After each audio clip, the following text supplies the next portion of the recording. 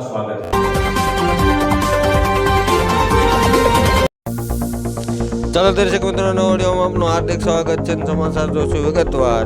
સુરત શહેરમાં ભારે અતિ વરસાદના કારણે ડઝન પાટિયા વિસ્તારમાં કેટલીક જગ્યાએ પાણી ભરાઈ જતા વાહન વ્યવહારને મુશ્કેલીનો સામનો કરવો પડ્યો હતો અને હવે સુરત પંથકમાં સાંબેલાધાર વરસાદ ખાબક્યો હતો અને સુરત શહેરમાં માત્ર 2 કલાકમાં 4 ઇંચની આસપાસ વરસાદ પડ્યો હતો અને સમગ્ર સુરતમાં જળબંબાકાર થયું હતું અને સુરતના પલસાણામાં પણ સાંજે 6 થી 8 દરમિયાન 4.5 ઇંચ જેવો વરસાદ પડ્યો હતો અને સુરતના કામરેજમાં પણ 4.25 ઇંચ જેવો વરસાદ પડ્યો હતો અને હું છું રિપોર્ટર દિનેશ કુમાર પી બાબરિયા ગેટી સાથે મુનાફભાઈ જમાદાર સુરત।